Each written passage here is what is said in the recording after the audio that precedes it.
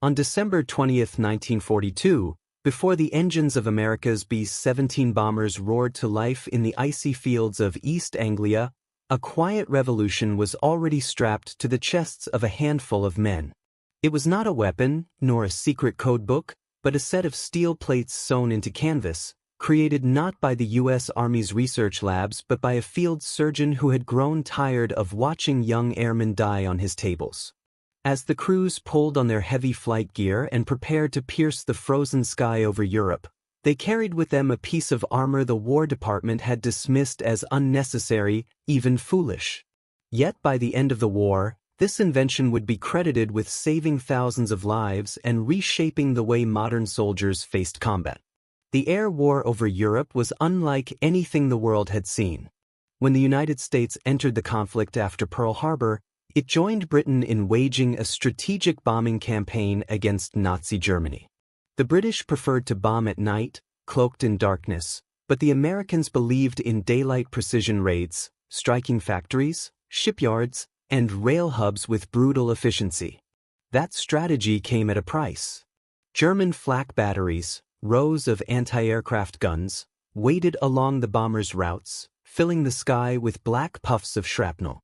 Each explosion scattered razor-edged steel fragments at supersonic speed, and those fragments sliced through fuselages and bodies alike. The Luftwaffe's fighters finished what the flak began, tearing into bomber formations until returning crews landed with aircraft that looked like floating wrecks. The numbers were merciless. In 1943, the odds of a bomber crewman completing 25 missions were less than 1 in 4. In some squadrons, a man's tour could be measured in weeks, not months. Many who survived direct hits still died on stretchers back at the base, bleeding out from chest and abdominal wounds inflicted by shrapnel. To the men who treated them, the pattern was undeniable. They were not losing pilots and gunners solely to catastrophic crashes.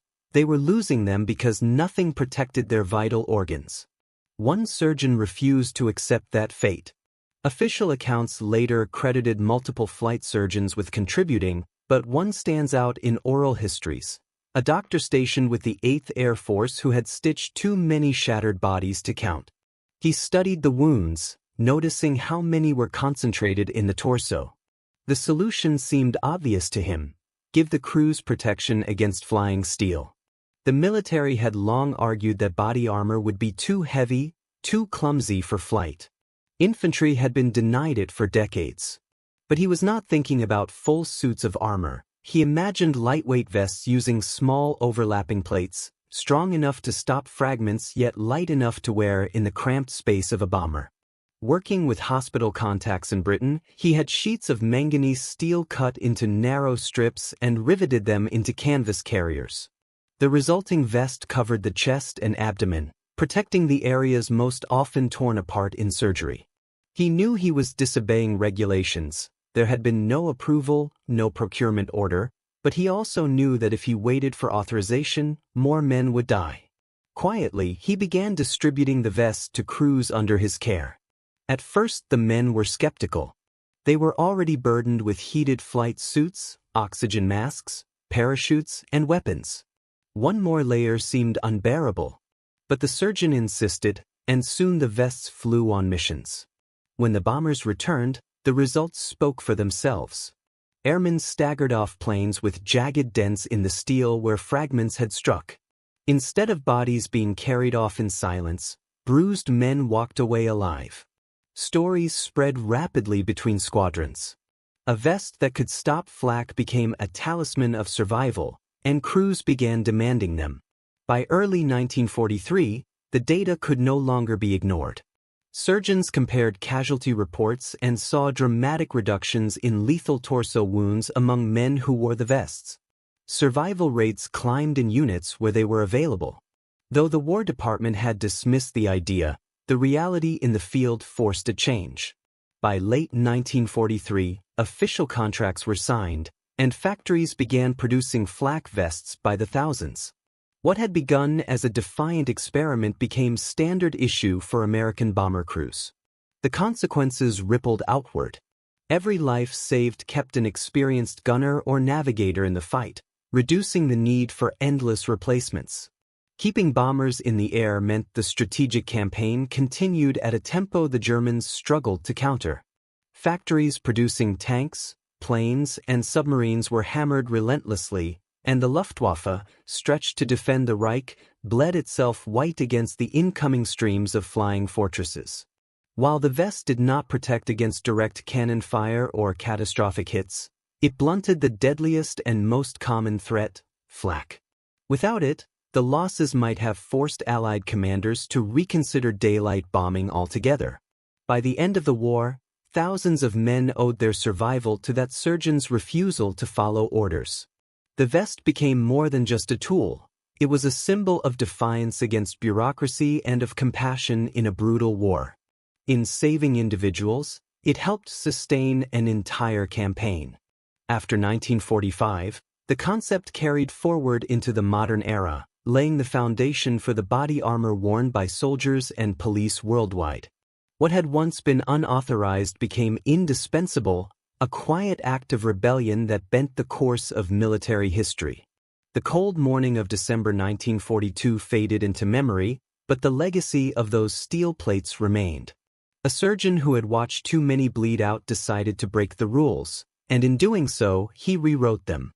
Thousands of families received their sons and fathers back alive, and countless missions succeeded because crews returned intact. One man's determination turned canvas and steel into shields, and his act of unauthorized compassion became one of the most overlooked but vital contributions to victory in the Second World War. By the spring of 1943, the air campaign over Europe had intensified into a test of endurance that strained both sides to the breaking point. The U.S. 8th Air Force launched deeper raids into the heart of Germany, striking industrial hubs in the Ruhr and the vital ball-bearing plants at Schweinfurt. These missions exposed bomber crews to hours of relentless anti-aircraft fire.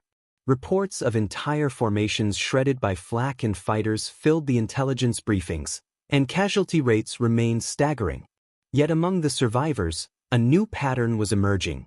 Airmen outfitted with the steel-plated vests devised months earlier were living through wounds that had once been fatal. Their testimonies became as compelling as the official medical data.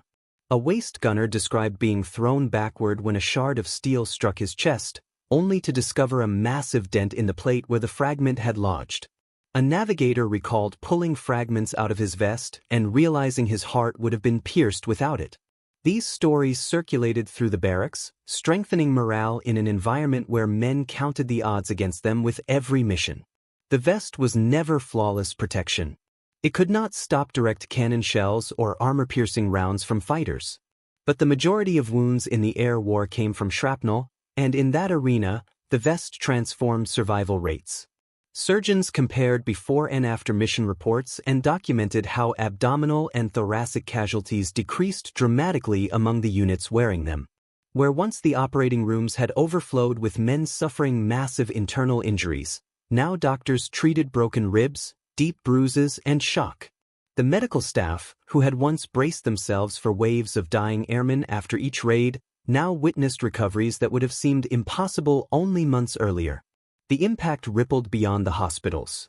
Bomber crews, who had once dreaded the mission count, began to sense that survival was not entirely a matter of chance. The presence of protective gear altered the psychology of combat. Men strapped into their positions with a small measure of reassurance, knowing that someone had taken their suffering seriously enough to challenge the system. In a war where so much felt dictated by distant commands, the vest symbolized a connection between those in the skies and those who labored to keep them alive on the ground. By mid-1943, the U.S. Army Air Forces could no longer ignore the field data. Despite initial skepticism from the War Department, the evidence was undeniable. Procurement orders were rushed through, and contracts went out to American manufacturers to mass-produce the flak vest. Units across Britain and later in the Mediterranean began receiving standardized versions, refined from the surgeon's prototypes but retaining the essential concept of overlapping steel plates suspended in cloth. By late 1943, flak vests were becoming as common as flight helmets and oxygen masks. The strategic consequences were profound. Daylight bombing was one of the most dangerous strategies of the war, but its continuation relied on maintaining crew strength. Every bomber shot down meant 10 trained men lost, and training replacements consumed precious time and resources. By reducing deaths from shrapnel, the vest preserved experienced crews, which in turn preserved the offensive power of the bombing campaign.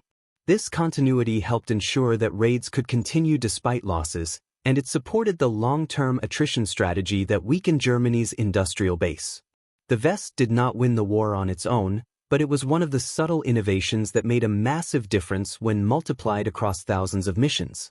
As the war dragged on, the use of the vest spread into other theaters. Airmen in the Pacific, facing the dual threat of Japanese flak and kamikaze attacks, adopted the same protection. The Japanese Zero's machine guns and anti-aircraft fire posed similar dangers, and again the vest proved invaluable. Reports from the Pacific mirrored those from Europe.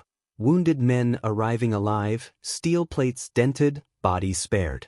In both theaters, the pattern reinforced a truth rarely acknowledged by military planners, that sometimes unauthorized, even rebellious acts of innovation could surpass official channels in their effectiveness. By 1944, with the Normandy invasion looming, the bomber offensive had grown into a relentless hammer against Germany. Cities burned, fuel depots exploded, rail lines buckled.